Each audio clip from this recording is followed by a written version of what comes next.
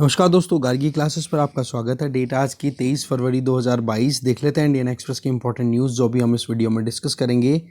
Explain page पे देखो दो आर्टिकल्स हैं, पर वो दोनों यूक्रेन से रिलेटेड हैं, तो उनको हम सबसे लास्ट में डिस्कस ज़रूर करेंगे। ठीक है, तो ये जो मुद्दा है ना आपके सामने कि रशिया ने देखो अपनी तरफ से तैयारियां पूरी कर ली है। सबसे पहला काम तो ये कि ईस्टर्न यूक्रेन में जो दो मेन सिटीज़ हैं, ठीक है, जहाँ पर जो रिबेलियंस ने अपनी तरफ से खुद को रिपब्लिक डिक्लेयर कर दिया है, सिटीज़ का नाम है दोनेत्स्क और लुहांस्क। तो वहाँ के लोगों ने अपने आप को, जो सेपरेटिस्ट हैं, रशियन जो फेवर के लोग हैं, उन लोगों ने अपने आप को रिपब्लिक माना था 2014 में, और उनको अब रशियन रिकॉग्निशन मिल गया है। तो यहाँ पर ये एक मुद्दा है जो बहुत ज़्यादा हाईलाइट हो गया है और सिचुएशन बिगड़ गई है। तो पूरा डिटेल हम एक्सप्लेन पेज पे देख लेंगे बाद में। फ्रंट पेज पे एक न्यूज़ तो ये है कि इंडिया की तरफ से 2500 मैट्रिक टन गेहूं है, वो तो देखो अफ़गानिस्तान के लिए भेजना शुरू कर दिया गया है।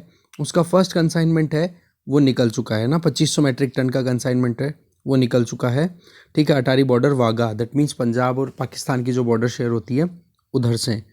एक इधर इंपॉर्टेंट न्यूज़ है कि गवर्नमेंट ने अपनी तरफ से एक सोशल मीडिया अकाउंट को बैन किया है, और उस अकाउंट का नाम है पंजाब पॉलिटिक्स टीवी, क्योंकि इसमें SFJ के साथ में लिंक है। तो इसको थोड़ा हम समझते हैं मुद्दे को।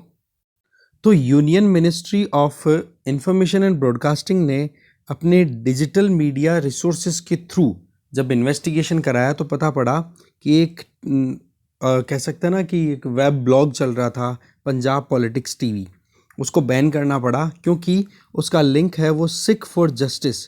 ये एक ऐसा आउटफिट जिसको कि हमारे यहाँ पर एक टेररिस्ट, या फिर आप कह सकते हैं इसको बैन कर रखा है, इस ऑर्गेनाइजेशन को unlawful activities prevention act of 1967 के अंडर में।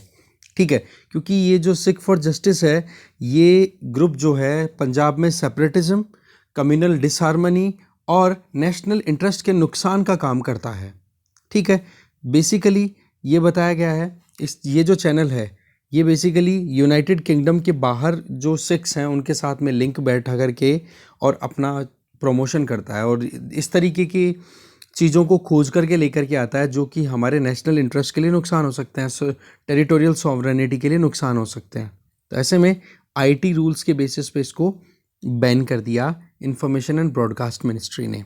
ठीक है, और अभी आपको पता है इलेक्शंस चल भी रहे हैं, तो बहुत ज़्यादा एक हॉट एनवायरनमेंट बना हुआ है पंजाब में, जिसकी वजह से लॉन्ग टर्म में नुकसान हो सकता है। नुकसान क्या है? कम्युनल डिसहार्मनी, सेपरेटिज्म, या फिर हमारी सॉवरेनिटी और इंटेग्रिटी ऑफ इंडिया के लिए कहीं ना कहीं थ्रेट हो बन सकता था ये। तो ऐसे में इस पंजाब पॉलिटिक्स टीवी को बैन कर दिया। आगे चलते हैं। नेक्स्ट न्यूज़ है कि सरकार, सेंट्रल गवर्नमेंट के द्वारा एक और नए रूल रिलीज़ किए गए हैं जिसमें IPS ऑफिसर्स को कंटेक्स्ट में रखा है। इसमें ये कहा है कि DIG लेवल के जो भी IPS ऑफिसर्स हैं उनको सेंट्रल गवर्नमेंट की डेपुटेशन पे लाना होगा, तो उनके लिए पैनलमेंट का जो रूल है, दैट मीन्स एक जो लिस्ट जो बनती है वो लिस्ट फॉर्मुलेट करने की ज़रूरत नहीं है। मतलब DIG लेवल के IPS ऑफिसर्स को अब सेंट्रल गवर्नमेंट अपने मन में आए तब एक परमानेंट, एक फिक्स कोटा बताया है कि जिस भी स्टेट में डिप्लॉयड IPS ऑफिसर्स हैं उनमें से 40 to 50%, 30 to 40% IPS ऑफिसर्स को सेंट्रल डेपुटेशन पे बुलाया जा सकता है बिना कोई फॉर्मेलिटी के। तो ये एक मुद्दा फिर से सेंटर स्टेट रिलेशन में एक और कंटेंशियस इशू बन सकता है, क्योंकि ऑल इंडिया सर्विसेज में पहले हमने देखा था कि IAS ऑफिसर्स को डेपुटेशन पे बुलाने की बात की थी, अब IPS ऑफिसर्स के लिए भी बोल दिया। देखो, SP लेवल जो होता है ना, superintendent of police, SP level के IPS ऑफिसर्स के लिए तो ये प्रोविज़न नहीं लागू होता एम्पैनलमेंट का, बट अब DIG लेवल के IPS ऑफिसर्स के लिए भी ये चीज़ आपने अप्लाई कर दी, तो ये चीज़ क्या हो गई, स्टेट्स को कहीं ना कहीं कंसर्न क्रिएट करेगी। तो इसमें थोड़ा हम नज़र डालते हैं डिटेल में। तो सेंट्रल गवर्नमेंट ने अपनी तरफ से अभी नया नोटिफिकेशन रिलीज़ किया है, 10 फरवरी की बात है, और ये ऑर्डर किसने रिलीज़ किया? Department of personal and training के द्वारा, कि भाई जो IPS ऑफिसर DIG लेवल के हैं उनको अब पैनलमेंट की ज़रूरत नहीं है, उनके नाम को जो है वो कैटेगराइज करने की ज़रूरत नहीं है। अब उनको सीधा यूनियन गवर्नमेंट जो है वो अपने यहाँ पर डेपुटेशन पे बुला सकती है। अब डेपुटेशन पे क्यों बुलाया जाता है? उसके कारण कि सेंट्रल गवर्नमेंट के अंडर में सेंट्रल पुलिस ऑर्गेनाइजेशंस काम करते हैं, और जो सेंट्रल आर्म्ड पुलिस फोर्सेज हैं वो, जैसे आप देखते हो कि आईटीबीपी हो गया, बीएसएफ हो गया, ये सेंट्रल आर्म पुलिस फोर्सेस हैं। तो इनके जो हेड हैं या इनमें जो लीड काम करने वाले इंडिविजुअल्स होते हैं ना, वो आईपीएस ऑफिसर्स हुआ करते हैं।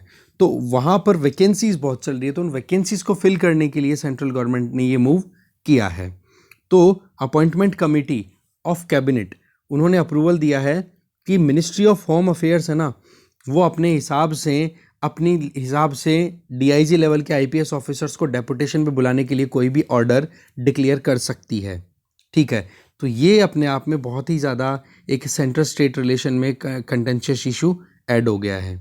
अच्छा, अभी तक का अगर देखा जाए ना, तो करंट अगर रूल्स की बात करें, करंट का मतलब जो प्रीवियस रूल्स थे अभी ये चेंजेस से पहले, उसमें ये था कि अगर डीआईजी आईपीएस ऑफिसर रैंक का, डीआईजी रैंक का अगर कोई आईपीएस ऑफिसर है, तो उसको सेंट्रल डेपुटेशन पे तब लाया जाएगा या उसका एम्पैनलमेंट तब होगा जब उसके पास में कम से कम 14 साल का एक्सपीरियंस हो। ठीक है, और उसके बाद में आप वो 14 साल का एक्सपीरियंस मिनिमम होगा, वो ही सेंट्रल गवर्नमेंट के अंडर में डेपुटेशन पे काम करने आएगा। ठीक है, और साथ में यूनियन होम सेक्रेटरी की लीडरशिप में पुलिस स्टैब्लिशमेंट बोर्ड वो मतलब अपने हिसाब से पूरी फाइनलाइज करेगा कि किसको बुलाना है किसको नहीं। पर अब क्या कर दिया कि भाई जिसको भी बुलाना होगा डीआईजी लेवल के आईपीएस ऑफिसर को, तो उसके लिए ये सारी फॉर्मेलिटीज़ करने की ज़रूरत नहीं है। मतलब यहाँ तक हो गया कि इस चीज़ को लेकर के स्टेट गवर्नमेंट्स शायद खुश ना हो। ठीक है, अब इसमें पहले तो क्या था कि एसपी लेवल का जो ऑफिसर हुआ करता था ना, उसके लिए एम्पैनलमेंट की ज़रूरत नहीं थी कि हाँ जी, एम्पैनलमेंट का मतलब क्या हो गया यहाँ पर कि जो पूरा एक पैनल बैठेगा वो डिसाइड करेगा कि किसको बुलाना है किसको नहीं बुलाना, और वो नाम जाएंगे फिर गवर्नमेंट के पास में, गवर्नमेंट फिर उन नामों के ऊपर काम करेगी। पर अब क्या कर दिया कि यहाँ पर इस तरीके से कोई पैनल नहीं बैठेगा, अब सीधा नाम गवर्नमेंट अपने हिसाब से डिसाइड कर लेगी। तो ऐसे में स्टेट गवर्नमेंट्स को इस चीज़ को लेकर के बहुत ज़्यादा कंसर्न हो गया। इसके आगे अगर देखें तो अभी नए जो ऑर्डर्स रिलीज़ किए हैं उसमें क्या किया गया है कि जो भी एलिजिबल डीआईजी लेवल के आईपीएस ऑफिसर हैं उनको सेंट्रल गवर्नमेंट की डेपुटेशन पे लाया जाएगा, और डेपुटेशन में ये देखा जाएगा उस पर्टिकुलर स्टेट में, मान लो कोई XYZ स्टेट है, राजस्थान है, हरियाणा, कोई सा भी एक स्टेट ले लो या ऑल ओवर इंडिया, उसमें ये देखा जाएगा कि एक बैच के 30 से 40% ऑफिसर से ज़्यादा नहीं आएंगे। ठीक है, पर अभी रिसेंटली जिस तरीके से सरकार ने अपने डीआईजीज को अपॉइंटमेंट की बात की उसमें तो 50% तक पहुंच गया। तो वही बात होगी, स्टेट गवर्नमेंट जो है वो इस चीज़ को लेकर के अपने आप में कंसर्न में आएगी कि नहीं। ऑलरेडी हमने देख ही लिया, आईएएस ऑफिसर्स के लिए कर ही दिया था कि भाई आप आओ, डेपुटेशन पे आना पड़ेगा। तो ये यूनिलैटरल जो कदम उठाया जाता है ना, इसकी वजह से फेडरल इश्यूज़ बहुत ज़्यादा आ जाते हैं कि फेडरलिज्म में जहाँ पर डिसेंट्रलाइजेशन ऑफ पावर की बात करते हैं, वहाँ पर सरकार जो है वो अपनी तरफ से पावर को सेंट्रलाइज करने की कोशिशें कर रही है सेंट्रल गवर्नमेंट। तो ये कुछ मुद्दा था, आगे चलते हैं। वर्ल्ड पेज पे फिर से वही आ गई बात यूक्रेन वाली। देखो, यूरोपियन यूनियन के जितने भी देश थे उन्होंने बिना किसी ऑब्जेक्शन के रशिया पे जो भी सैंक्शंस लगाने थे उनको ओके कर दिया।